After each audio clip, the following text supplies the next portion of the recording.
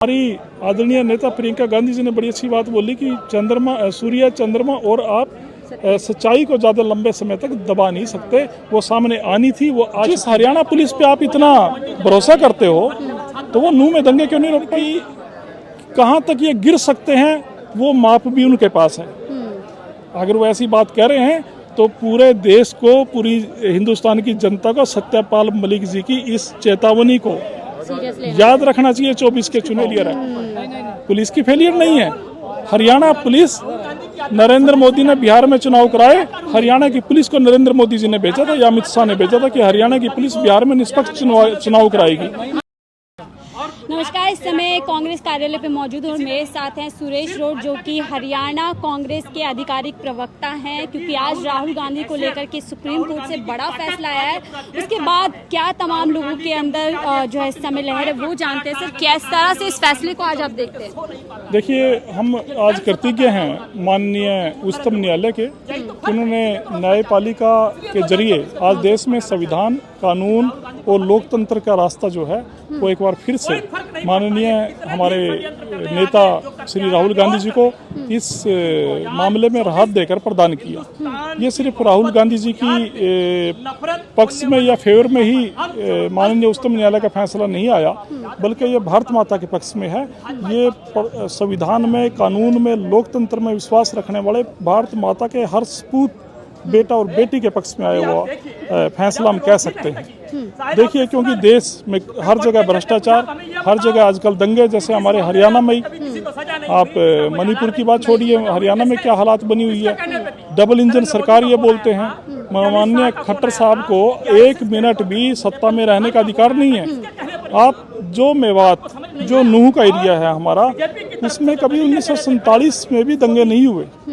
1947 से आज तक इतना मजबूत जो हमारा भाईचारा था, उस भाईचारे को इन्होंने तार करके रख दिया। तो नूह के अंदर, इसी से जुड़ा सवाल करूंगी, नूह के अंदर हिंसा होती है, तमाम जो नूह से लेकर अन्य राज्य, जो अन्य जगह है, वहाँ पर एक तरीके से आगजनी हो जाती है। और इस बीच वहाँ के सीएम ऐसे बयान दे देते हैं कि देखिए, हमारे पास पर्याप्त पुलिस नहीं है और जो पुलिस है वो हर किसी की सुरक्षा नहीं कर सकती है। देखिए, ये बड़ा गैर जिम्मेदाराना बयान है मुख्यमंत्री का। आप जब मुख्यमंत्री पद की शपथ लेते हैं, आप सबसे पहले प्रत्येक हरियाणा वासी के जान और माल की रक्षा या सुरक्षा प्रदान करने की शपथ होती है, और आप उस शपथ के प्रति ही वफादारी अपनी नहीं दिखा रहे। आप ओपनली बोल रहे हैं कि मैं जिम्मेदारी नहीं ले सकता। इससे ऊपर कोई बात नहीं बचती माननीय मनोहर लाल खट्टर जी को अपने पद पर रहने के लिए। दीपेंद्र हुड्डा ने भी यही कहा, देखिए, आप कुर्सी से, आपसे अगर सुरक्षा नहीं दी जा रही, आप कुर्सी से हट जाइए, हम बताएंगे कैसे सुरक्षा देते हैं। बिल्कुल, सबसे पहली बात तो सुरक्षा देना, और प्रत्येक नागरिक को जो उनके सम्मान अधिकार होते हैं उनको प्रदान करना ही किसी सरकार की जिम्मेदारी है। और सरकार क्या कोई किसी के खेती करके, आजकल जिम्मेदारों के खेत में जीरी जो है बाढ़ के पानी से खराब होगी, और क्या मनोहर लाल खट्टर या उनके कार्यकर्ता जिम्मेदारों की जीरी तो लगाने से रहे? ये जो डंडे बजाने की ट्रेनिंग लेके मेवात में दंगे फैला रहे हैं, तो इन लोगों को खट्टर साहब अगर सच में जनसेवा करने के पक्ष में हैं तो वो लगाइए ना इनको। डिवाइडरों पे जो गौ माता पड़ी हुई बेचारी, और ट्रकों के नीचे किसी का पाँव कुचला जा रहा है, किसी की पूंछ कुचले जा रही है, उनकी सेवा में लगाइएगा।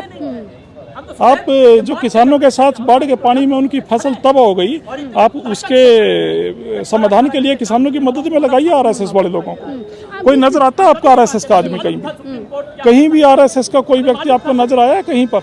किसी खेत में, कल्याण में, सड़क पे कहीं पानी भर गया, लोगों के घर में एक भी नजर नहीं आएगा। लेकिन ये यात्रा निकालने के लिए, दंगे भड़काने के लिए, आप ये देखिए कि एक शांति प्रिय प्रदेश में इतने मजबूत भाईचारे में और दंगे हो गई। आपको लगता है सुनियोजित तरीके से, सरकार के समर्थन से ही इस तरीके से पूरी यात्रा निकाली गई और सोची समझी साजिश के तहत वहाँ पर मुझे ऐसा इसलिए लगता है, आपने भी आज तक चैनल पे, कल हमारे माननीय नेता प्रतिपक्ष हुड्डा साहब ने भी यहाँ पर आपके AICC के प्रांगण में ही एक प्रेस कॉन्फ्रेंस की थी। उसमें उन्होंने भी याद कराया था माननीय मनोहर लाल खट्टर को कि 10 साल में मुख्यमंत्री रहा हूँ, हुड्डा साहब ने कही है। और हरियाणा पुलिस इतनी सक्षम है कि दंगे होने का मतलब नहीं। और बीजेपी के प्रवक्ता और जितने वक्ता हैं आज इस मुद्दे को डाइवर्ट करके वो बार बार कैसे घुमा रहे हैं कि ये तो पुलिस की फेलियर है। पुलिस की फेलियर नहीं है। हरियाणा पुलिस नरेंद्र मोदी ने बिहार में चुनाव कराए, हरियाणा की पुलिस को नरेंद्र मोदी जी ने भेजा था या अमित शाह ने भेजा था कि हरियाणा की पुलिस बिहार में निष्पक्ष चुनाव कराएगी। जिस हरियाणा पुलिस पे आप इतना भरोसा करते हो तो वो नूह में दंगे क्यों नहीं रोक पाई?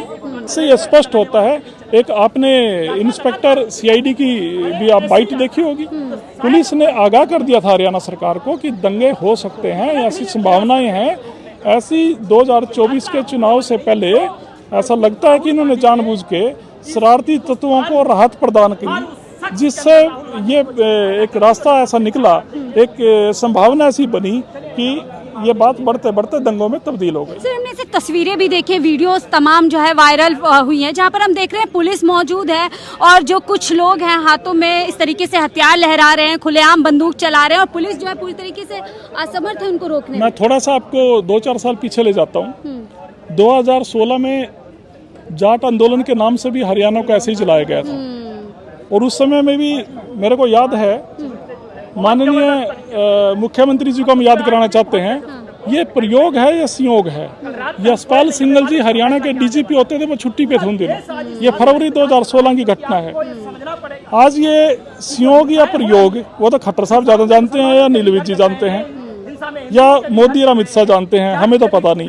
आज ये प्रयोग या संयोग मेवात में भी दोहराया गया, वहाँ भी एसपी छुट्टी पे था।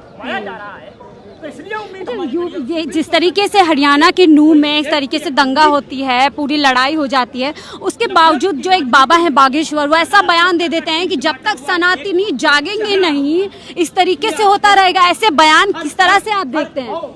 देखिए, अब ये बाबों के बयान भी जनता को प्रभावित नहीं कर पाएंगे।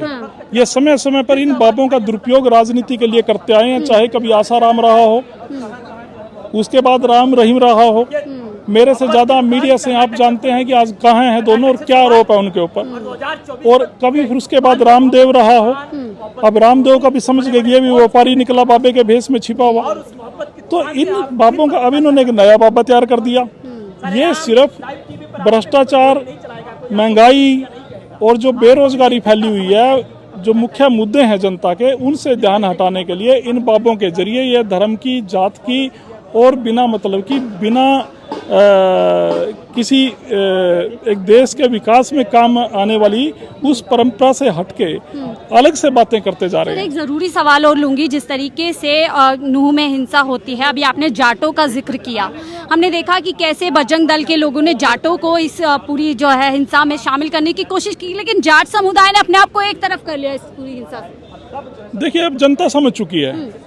अब कांग्रेस पार्टी के साथ साथ जनता भी इनको मुंह तोड़ जवाब देगी और जनता को यह लगने लगा है कि अब जनता पुलवामा तक ही सीमित नहीं है। अब मुझे इस चैनल पे कहने में कोई दिक्कत नहीं है, बेबाकी से मैं बात बोलता हूँ।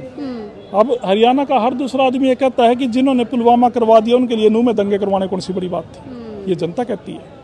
पुलवामा से एक और सवाल आ गया। अब पुलवामा तक ही सीमित नहीं है, लोग कारगिल पे भी उंगली उठाते हैं, जो हमारे सैनिकों के नहीं हुए।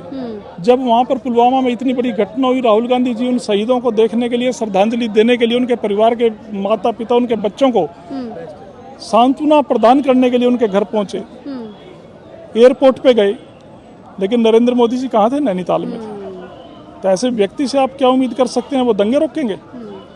पुलवामा से जुड़ा एक और सवाल है, सत्यपाल मलिक का जो इस समय जिक्र करूंगी। उन्होंने कहा है, देखिए, जो लोग इस समय सत्ता में हैं वो सत्ता पाने के लिए राम मंदिर तक में जो है बम जो है फिकवा सकते हैं।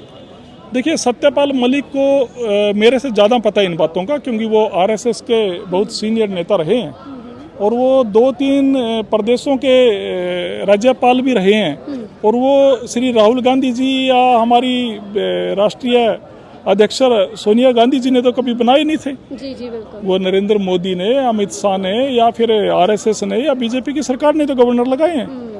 जब उन्हीं का आदमी बोल रहा है तो प्रत्यक्ष को प्रमाण की क्या आवश्यकता है, बल्कि कार्रवाई होनी चाहिए। 2024 से अभी बहुत कुछ होगा, 2024 से पहले। देखिए, वो आगाह कर रहे हैं, उनकी चेतावनी को मैं इतना कह सकता हूँ। मैं उनके बयान पे कोई और टिप्पणी करने की बजाय मैं यही कहूँगा कि सत्यपाल मलिक जी एक बड़े सामाजिक कदावर नेता हैं। वो अगर कोई ऐसी बात कह रहे हैं, उनको इनका अनुभव अंदर तक का है बीजेपी का, वो इनकी विचारधारा से भी अवगत हैं और वो इनकी कहाँ तक ये गिर सकते हैं वो माप भी उनके पास है।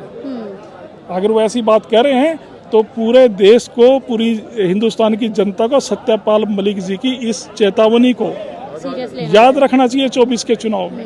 चलते चलते आखिरी सवाल लूंगी आपसे, जो फैसला आज राहुल गांधी को लेकर के आया और जिस तरीके से मणिपुर से लेकर नू तक हिंसा हो रही है, 2024 में इन तमाम घटनाओं का क्या असर होने वाला है?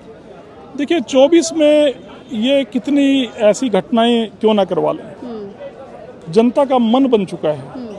और भगवान जो न्यायपालिका है वो तो एक भगवान के बराबर की मानी जाती है। आज सुप्रीम माननीय उच्चतम न्यायालय का, हम जिसके कर्तज्ञ हैं, माननीय सुप्रीम कोर्ट का जो ऑर्डर राहुल जी के लिए आया, इससे रास्ता साफ हो गया। इससे हर हिंदुस्तानी, चाहे वो बीजेपी का कार्यकर्ता या अंधभक्त भी क्यों ना हो, वो भी एक समझ गया है कि गुजरात की कोर्ट को या गुजरात के न्यायालय को नरेंद्र मोदी और अमित शाह ने प्रभावित करके राहुल जी को झूठे में घेरने की नाकाम कोशिश की थी। अगर ये बात लोगों के दिल में अगर आ गई तो लोग अब माफ़ नहीं करेंगे 24 में। ये इस देश का धैर्य बहुत ज़्यादा बड़ा है। ये गलतियां माफ़ करते हैं लेकिन हद तक करते हैं, और जब एक धैर्य जवाब दे जाता है, जब इनको ये शंका हो जाती है कि ये जानबूझ के गलती नहीं कर रहा, ये आदतन मतलब ये वैसे गलती नहीं हो रही, ये जानबूझ के कर रहा है, एक बार इनकी समझ में आ गई, फिर ये उसका इलाज भी ठोक के करते हैं। जैसे राकेश टिकैत ने बताया था ना, बॉर्डर के ऊपर, फिर उन पर दवाई कई तरीके की है। आप 24 में ये मान के चलो, आज के जो नायक हैं, जननायक राहुल गांधी जी, उनके नेतृत्व में इंडिया के नाम से जो हमारा एक मजबूत संगठन बना है, गठबंधन बना है, सरकार बनाएगा, क्योंकि इंडिया जहां भी आता है उसके आगे सब साइड में हो जाते हैं। बहुत और मैं कुरुक्षेत्र से बिलोंग करता हूँ, कुरुक्षेत्र से बहुत शुक्रिया हमसे बात करने के लिए। कांग्रेस के आधिकारिक जी कुछ कहना चाहते हैं? हाँ, एक तरीके से हम जैसे कुरुक्षेत्र से आते हैं, आज के न्यायालय के माननीय उच्चतम न्यायालय के इस आदेश से ये साबित हो गया कि ये न्याय की जीत हुई है, सत्य की जीत हुई है। हमारी आदरणीय नेता प्रियंका गांधी जी ने बड़ी अच्छी बात बोली कि सूर्य, चंद्रमा और आप सच्चाई को ज़्यादा लंबे समय तक दबा नहीं सकते। वो सामने आनी थी, वो आ चुकी है। ये कंस की पराजय है और भगवान कृष्ण के दिखाए रास्ते अनुसार जिस पे राहुल गांधी जी लगातार चलते आ रहे हैं, ये कर्म की विजय हुई है। बहुत बहुत शुक्रिया हमसे बात करने के लिए। तो ये कुरुक्षेत्र से आते हैं, कांग्रेस के आधिकारिक प्रवक्ता हैं और काफ़ी दमदार तरीके से बोल रहे हैं कि जो आज माननीय सुप्रीम कोर्ट का फैसला है वो निश्चित तौर से जो सत्य है उसकी जीत है, और इस तमाम जो घटना आज हुई है उसका जो फल है, जो उसका लाभ है, जो उसका फ़ायदा है, वो निश्चित तौर से 2024 में राहुल गांधी या फिर इंडिया गठबंधन को मिलेगा। फिलहाल मुझे दीजिए इजाज़त। मैं शाहीन खान, विकासशील भारत।